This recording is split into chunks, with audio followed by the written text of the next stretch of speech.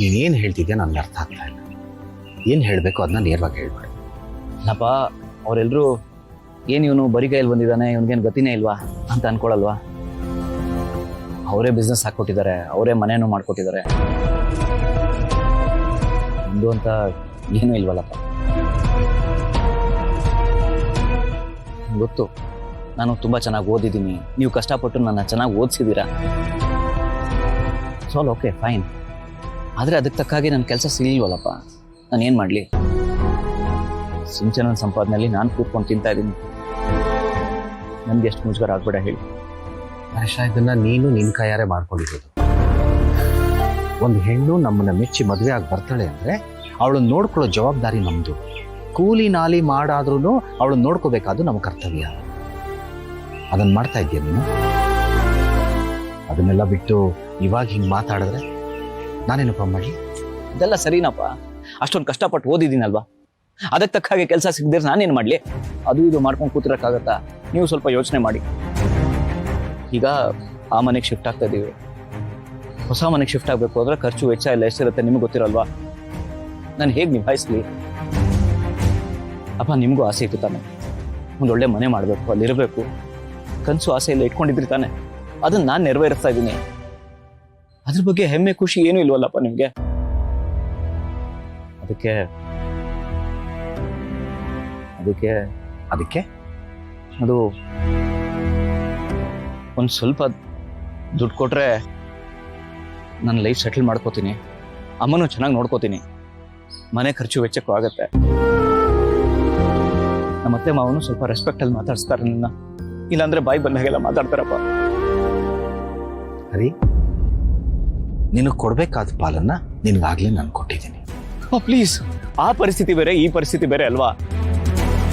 ನಿಜವಾಗ್ಲೂ ಹೇಳ್ತೀನಿ, ಸಿಂಚನನ್ ಮುಂದೆ ನಿಂತ್ಕೊಂಡು ಮುಖಕ್ಕೆ ಮುಖ ಕೊಟ್ಟು ಮಾತಾಡಕ್ಕಾಗ್ತಿಲ್ಲ ನನಗೆ. ಪಾಪ ಪ್ರಜ್ಞೆ ಕಾಡ್ತಿದೆ. ದಯವಿಟ್ಟು ಏನ್ ಮಾಡ್ಬೇಕು ಅಂತಾನೆ ಅರ್ಥ ಆಗ್ತಿಲ್ಲಪ್ಪ. ಇದನ್ನೆಲ್ಲ ನೀನು ಮೊದಲೇ ಯೋಚನೆ ಮಾಡ್ಬೇಕು. ಪ್ಲೀಸ್, ಇಲ್ಲ ಅಂತ ಮಾತ್ರ ಅನ್ಬೇಡಿ. ನಾನು ನಿಮ್ಮ ಮಗನೇ ಅಲ್ವಾ, ಬೇರೆಯವನಲ್ವಲ್ಲ. ನನಗೆ ಕೊಡೋದಕ್ಕೆ ಯಾಕೆ ಇಷ್ಟೊಂದು ಯೋಚನೆ ಮಾಡ್ತಿದ್ದೀರಾ? ನೀವು ಕೊಟ್ರೆ, ಅಪ್ಪ ಕೊಟ್ಟರು ಅನ್ನೋ ಕೃತಜ್ಞತೆ ನನಗಿರುತ್ತೆ. ದಯವಿಟ್ಟು ಇಲ್ಲ ಅನ್ಬೇಡಿ ಪ್ಲೀಸ್. ಅಪ್ಪ ಪ್ಲೀಸ್, ದಯವಿಟ್ಟು ಬೇಡ. ನಾನು ಇಟ್ಟಿರೋ ದುಡ್ಡನ್ನ ಅಪ್ಪ ದಯವಿಟ್ಟು ಇಲ್ಲ ಅನ್ಬೇಡಿ. ನಿಮ್ ಕಾಲ್ ಮುಗಿತೀನಿ ಪ್ಲೀಸ್. ಪ್ಲೀಸ್ ಅಪ್ಪ.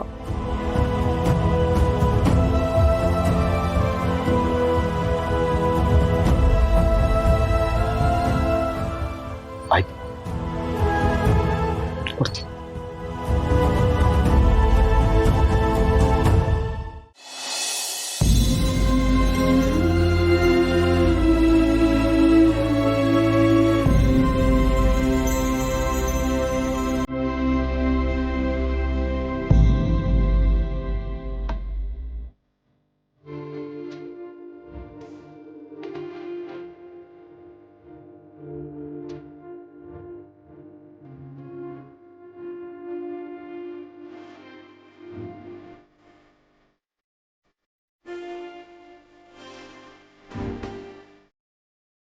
ದೇವ್ರೆ, ನಾನು ಕೇಳೋದಕ್ಕೆ ಮುಂಚೆನೆ ನೀನೆಲ್ಲ ಕೊಟ್ಟಿದ್ಯಾ. ಒಳ್ಳೆ ಗಂಡ, ಒಳ್ಳೆ ಮಗ, ಮನೆಗೆ ತಕ್ಕ ಸೊಸೆ ಎಲ್ಲ ಕೊಟ್ಟಿದ್ಯಾ. ಆದರೆ ಈ ಅಣ್ಣ ತಂಗಿ ನಡುವೆ ಇರೋ ಹಠಾನ್ ಮಾತ್ರ ನೀನು ದೂರ ಮಾಡ್ತಿಲ್ಲಪ್ಪ. ಒಂದು ಹೆಣ್ಣು ತವ್ರ ಮನೆ ಸಂಬಂಧನ ದೂರ ಮಾಡ್ಕೊಂಡಿರೋದು ಎಷ್ಟು ಕಷ್ಟ ಅಂತ ನನಗೆ ಗೊತ್ತಿದೆ. ಅವಳಲ್ಲಿ ಪ್ರತಿ ಕ್ಷಣ ನೋವು ಅನುಭವಿಸ್ತಾ ಇದ್ದರೆ ಇಲ್ಲಿ ನಾವು ಹೇಗೆ ಖುಷಿಯಾಗಿರೋಕ್ಕೆ ಸಾಧ್ಯ ಹೇಳು? ನಿನ್ನಲ್ಲಿ ಒಂದೇ ಒಂದು ಪ್ರಾರ್ಥನೆನಪ್ಪ, ಇವರಿಬ್ಬರನ್ನ ಒಂದು ಮಾಡು, ಮತ್ತೆ ಮೊದಲು ಹಾಗೆ ಖುಷಿಯಿಂದ ಇರೋ ಹಾಗೆ ಮಾಡಪ್ಪ. ಭಗವಂತ, ನಾನು ಯಾವತ್ತೂ ನಾನು ಚೆನ್ನಾಗಿರ್ಬೇಕು, ಸುಖವಾಗಿರ್ಬೇಕು ಅಂತ ಕೇಳ್ದೋಳಲ್ಲ.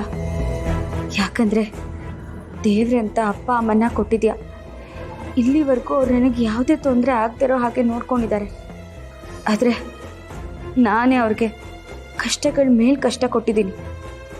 ನಾನು ಸತ್ತಿದ್ದೀನಿ ಅಂತ ಅವ್ರಿಗೆ ಎಷ್ಟು ನೋವು ಅನುಭವಿಸ್ತಾ ಇದ್ದಾರೆ ಅನ್ನೋದು ನನಗೆ ಗೊತ್ತು. ಆ ನೋವನ್ನು ಅವ್ರು ಮರೆಯೋ ಹಾಗೆ ಮಾಡು. ನಾನಿತ್ತು ನನ್ನ ಜೀವನ ಹೀಗಾಯ್ತಲ್ಲ ಅಂತ ನೋವು ಪಡೋ ಬದಲು ನಾನಿಲ್ಲ ಅಂದ್ಕೊಂಡು ಅವ್ರು ನೆಮ್ಮದಿಯಾಗಿರೋ ಹಾಗೆ ಮಾಡು. ಅಣ್ಣಂದ್ರಿಗೆ ಒಳ್ಳೆ ಬುದ್ಧಿ ಕೊಟ್ಟು ಅವರನ್ನು ಸಂತೋಷದಿಂದ ನೋಡ್ಕೊಳ್ಳೋ ಹಾಗೆ ಮಾಡು. ಇಷ್ಟೇ ನಾನು ಕೇಳ್ಕೊಳ್ಳೋದು.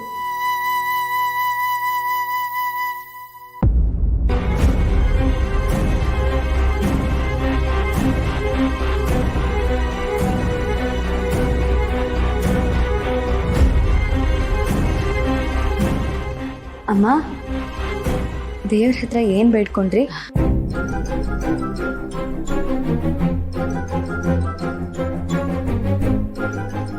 ಬೇರೆ ಏನಮ್ಮ ಬೇಡ್ಕೊಳ್ಳಿ, ದೂರ ಆಗಿರೋ ಎರಡು ಮನಸ್ಸುಗಳನ್ನ ಒಂದು ಮಾಡಪ್ಪ ದೇವ್ರಿ ಅಂತ ಬೇಡ್ಕೊಂಡೆ.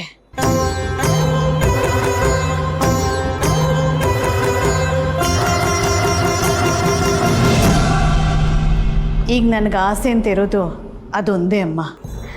ಅಮ್ಮ, ನೀವು ಈ ಥರ ಎಲ್ಲ ಹೇಳೋದು ಕೇಳ್ತಿದ್ರೆ ತುಂಬ ಖುಷಿಯಾಗುತ್ತೆ. ಯಾಕಮ್ಮ, ನಾನು ಅಂಥದ್ದೇನು ಮಾಡಿದ್ದೀನಿ? ಹಾಗಲ್ಲ ಅಮ್ಮ,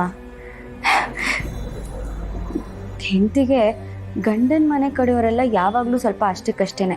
ಗಂಡನ ತಾಯಿ ಆಗಲಿ, ಅಕ್ಕ ಆಗಲಿ, ತಂಗಿ ಆಗಲಿ ಮನೆಗೆ ಬರ್ತಿದ್ರೆ ಸಾಕಪ್ಪ ಅಂತ ಬೇಡ್ಕೋತಾ ಇರ್ತಾರೆ. ಅಂಥದ್ರಲ್ಲಿ ನಿಮ್ಮ ಯಜಮಾನರು ತಂಗಿ ಮೇಲೆ ಅಷ್ಟೊಂದು ಪ್ರೀತಿ ಇಟ್ಕೊಂಡಿದ್ದೀರಲ್ಲ, ಅದಕ್ಕೆ ಹೇಳಿ.